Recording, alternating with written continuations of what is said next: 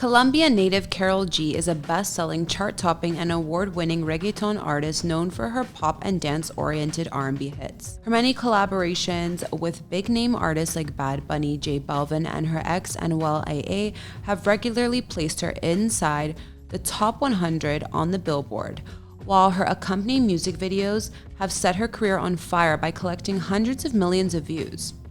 But here's the thing, success was far from immediate for this talented young artist. In fact, after first emerging in the industry in the late aughts as just a teenager, it would take Karol another decade to find firm footing in such a male-dominated genre. But now, with more than 247 million views on her most recent single, Provenza, it's safe to say that Karol G has finally arrived, this time for good. Want to learn all about her life story? You're in luck. If you want to know more about Karol G's journey and rise to fame, then stay tuned, because we'll get into all of that and more here for you on Famous Life.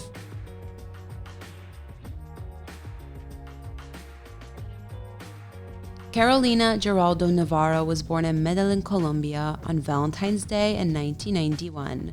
The youngest of three, Carolina would become the primary recipient of the music gene in her family by way of her father, Juan Guillermo Geraldo, who would become her mentor and business manager. After graduating from high school, she headed to the University of Antioquia, where she prepared herself for her seemingly inevitable career by studying music.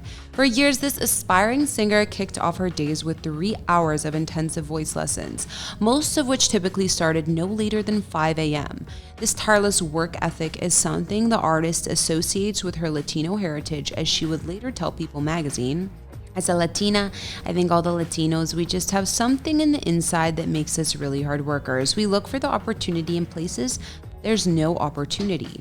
As a teenager, Carolina released music sporadically online, including tracks like En La Playa in 2007 and Dame Que Si in 2009. But her first big break took place in 2010 when she competed on Colombia's version of the X Factor at only 14 years old. Following that experience, she would sing backup for other artists, including acts like Raycon, while continuing her studies at university and recording further songs such as 301 in 2012. But lacking any true momentum as a solo artist, Carolina threw in the towel momentarily and moved to New York City on her own. Once there, she continued to survey the music scene, but this time from behind the scenes.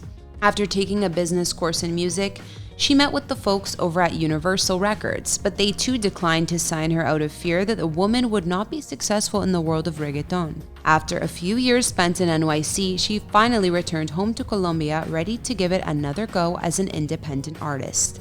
This time, it worked. Her single Rico's Besos became a massive hit in her native country, and in 2016 she would sign with Universal Music Latino. Finally, she was ready to be introduced to the world as Karol G. After successfully breaking into the industry, Karol G would team up with Bad Bunny to drop the single Ahora Me Llama. This became a massive hit and was featured on Karol's debut studio album Unstoppable, which saw release in October 2017, a project that soon after peaked at number 2 on the Billboard Top Latin Albums chart.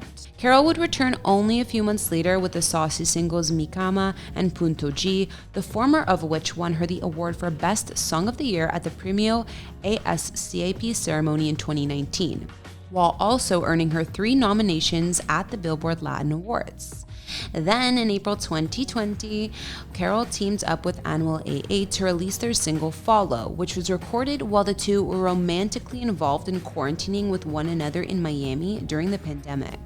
The music video for this track would rack up 20 million views in just 4 days. Another hit, Ay Dios Mío, would arrive a few months later, reaching number 5 on the Billboard Hot Latin Songs chart and garnering her nearly 500 million views on YouTube to this point in time. Soon after, Karol was ready for her crossover moment when she teamed up with the Jonas Brothers for the track X. Later that year, she'd continued to cross cultural barriers by collaborating with Pop Smoke on his top 40 hit Enjoy Yourself. Not ready to slow down at all, in early 2021, Karol would team up with both Anuel AA and Balvin to drop Location, which also had the honor of being the first time the world caught sight of Karol with what has now become her trademark blue wig. It's a look that Karol wasn't sure her fans were going to approve of, but whenever she performs, she sees thousands of people in attendance with blue wigs, hoping to emulate her style. By March 2021, Karol was ready to drop her third studio album, KG0516, which is named in honor of the date she signed her first record deal. This 16-track opus included her Grammy-nominated collaboration with Nicki Minaj titled Tusa, and would ensure Karol became the first female Latin artist to deliver a Spanish-language album that simultaneously entered the global streaming and top Latin album charts at #1. But as much as Karol has been able to accomplish in her career to this point, she's well aware that there's more work to be done when it comes to how female artists are spoken and written about in reggaeton, especially when you take into consideration how often she finds herself in the headlines for everything outside her music. Even with all those remarkable achievements under her belt, Karol had herself something of a curious 2021. For the most part, whenever the media talked about her, it was to focus on either her fluctuating body image or the changes made with her inner circle, including a breakup with her one-time fiancé Anuel AA. Karol would later chronicle her heartbreak in the smash hit single Provenza, a track that's literally collected hundreds of millions of views over on YouTube in just 2 short months. And yet, most headlines would rather spend time theorizing about a potential relationship with Colombian singer and music producer Fide, who collaborated with Karol on the song Freaky. Rumors about these two began to crop up earlier this year, largely based off of the things they share in common: a hometown, their love for music, and the fact that Feed would open for Karol during her Bichota tour. Of course, it also helps that these two always display an intense amount of chemistry whenever they share the stage together. But according to Feed, these two are just friends and nothing more. He recently told a reporter, before a show in Mexico, "We made a song, I was with her on tour, I love her a lot and everything, but there's nothing beyond that."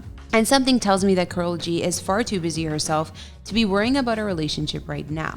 After all, she just took home 9 awards at the Premios tu Música Urbano this year, including statues for Collaboration of the Year with Becky G, as well as Tour of the Year, Top Social Artist, and the coveted Artist of the Year.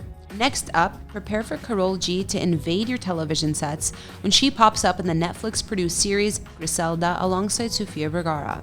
And by all accounts, Karol's next musical project is set to explore a softer, more personal side of this talented artist who's rapidly becoming a Latin music icon. I know I can't wait to see what she does next. Thanks for watching this video. Don't forget to subscribe to Famous Life and leave a comment for who you'd like us to feature next.